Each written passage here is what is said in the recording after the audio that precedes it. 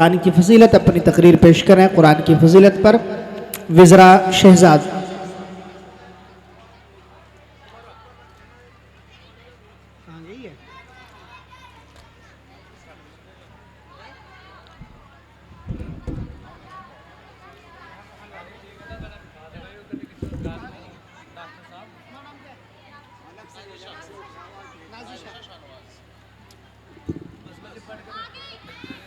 आओ जल्दी आओ।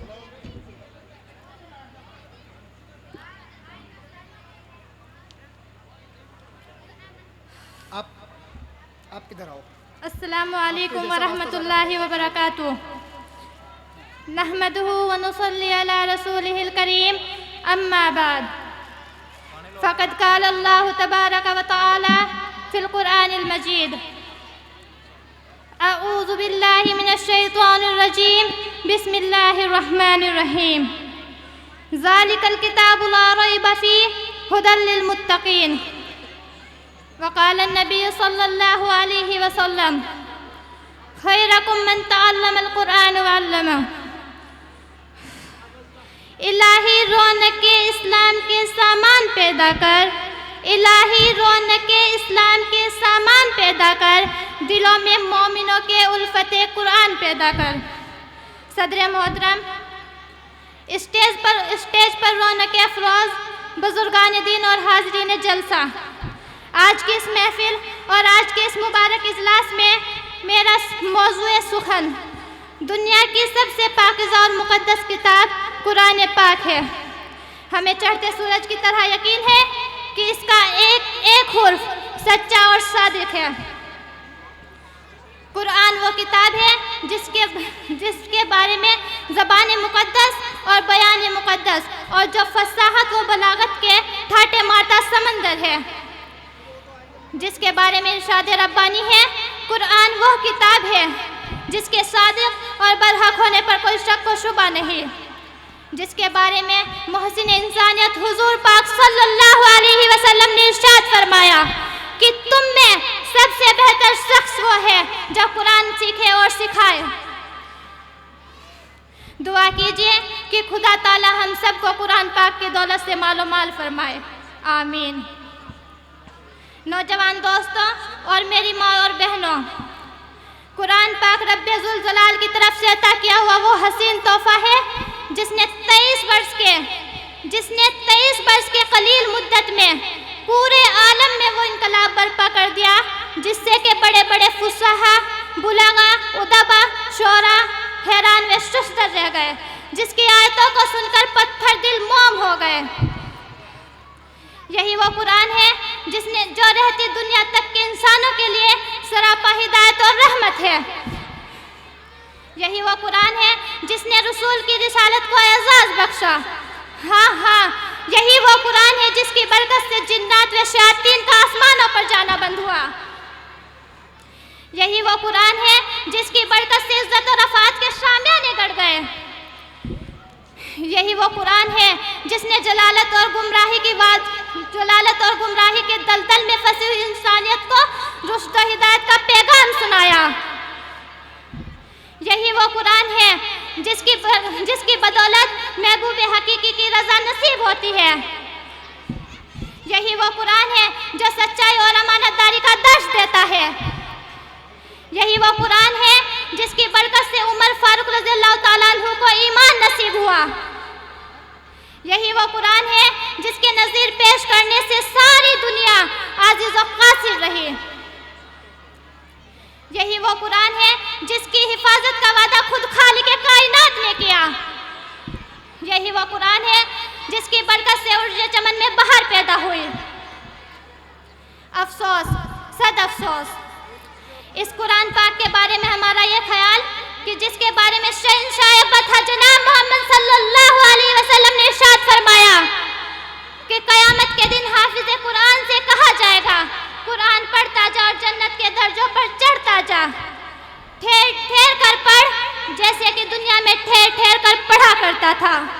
बस तेरा मुकाम और ठिकाना वही जहां आखिरी आयत पर पहुंचे।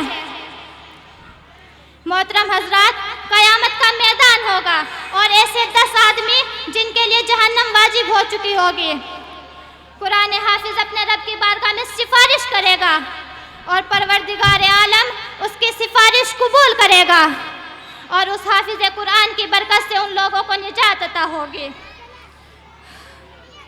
मुसलमानों, कुरान करीम वो अजीम बरकत और सादत है जो रूह खुदावंदी और मौदीनी हयात और सरचश्म जिंदगी है।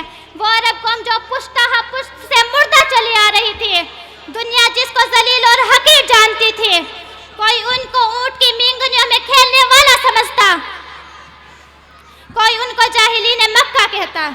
लेकिन जब कुरान आया तो जिनका नाम जुहाला अरब था, सहाबा इकराम हो गया। जिनको नफरत से याद किया जाता था, उन्हें रज़ी अल्लाह ताला अन्हु का एजाज मिला। और जिस जमाने का नाम जाहिलियत था, उस जमाने का नाम खैरुल कुरून हो गया।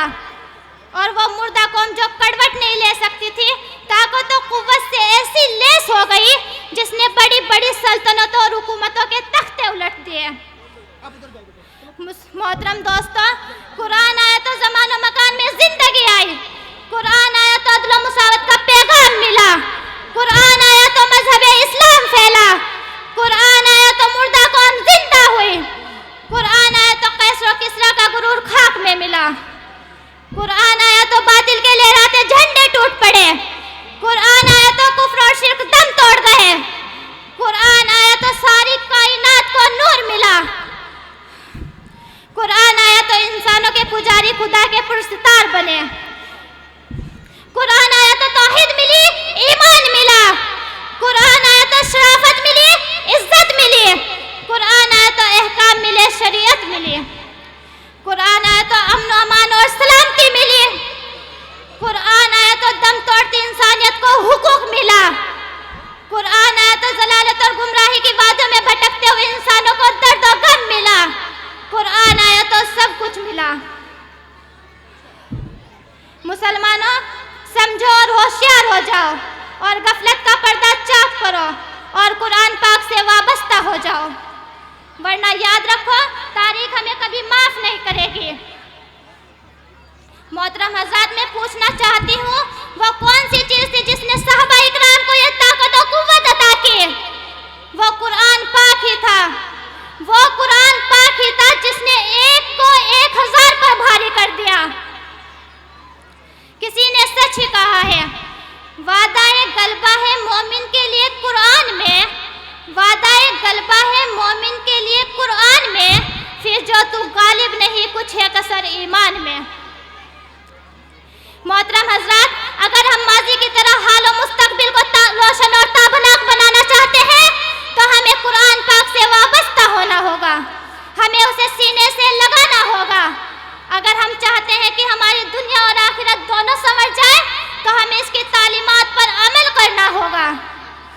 आज खुदा न खास्ता हमने अपने बच्चों को 2 पैसों के लालच में दीन से दूर रखा।